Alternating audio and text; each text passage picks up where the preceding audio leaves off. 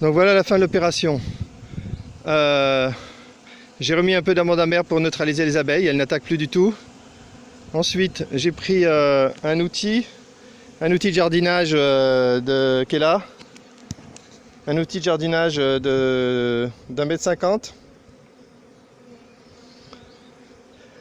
avec un bout de fer au bout, un bout de métal. J'ai tapé dans le... Au début je voulais découper les rayons, mais c'est pas réaliste. J'ai fini par les fracasser. Ça descendait vraiment très bas, hein. Ça descendait toute la longueur de l'outil, donc facilement 1,50 m. C'est beaucoup plus profond que je pensais. Donc l'idée, le plan, c'est de tout casser les rayons en espérant que ça ne descende pas trop bas. Et là, les abeilles d'hier, les butineuses d'hier ont complètement adopté le rayon. Là, j'ai même bien envie de le montrer tellement c'est beau. Elles font la grappe et tout sur 2 rayons. Donc ça, c'est super bien. Allez, je vais le montrer quand même. Donc le plan, c'est de refermer et de laisser les abeilles qui sont encore dans le tube remonter et s'installer avec ce qui est propre en haut.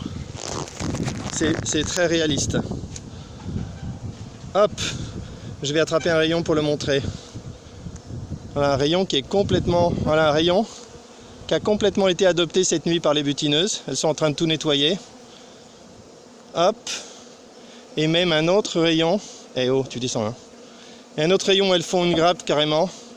Ah non, elles sont tombées. Ah non, c'est pas celui-là. Merde.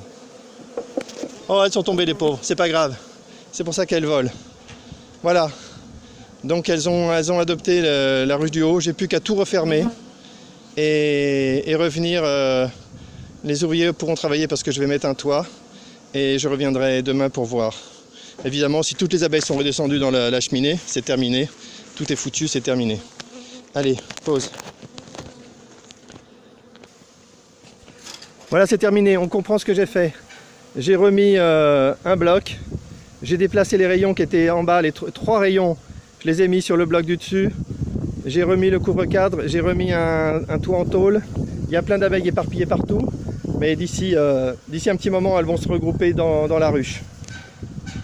Donc, on a fait le point là, avec le propriétaire. On a 2 possibilités. La reine est encore en bas, c'est sûr, avec plein d'abeilles. C'est totalement détruit.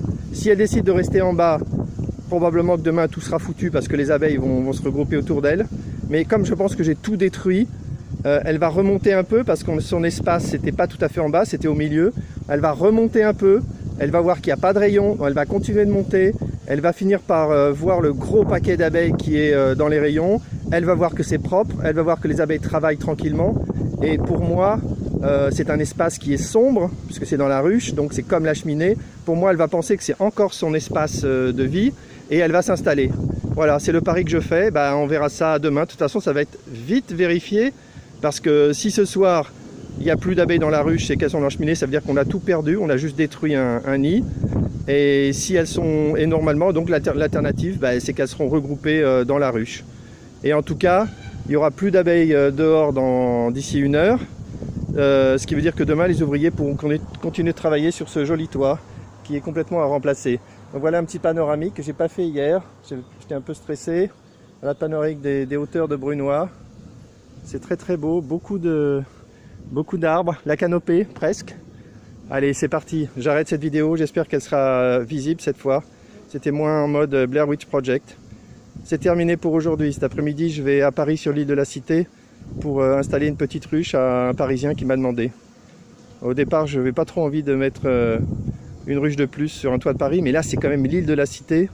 Et en réfléchissant après un peu, je n'ai pas fait pour ça, mais je pense que pour moi, ça sera sympa de tester une tente anti-frelon au cœur de Paris, vraiment au cœur de Paris.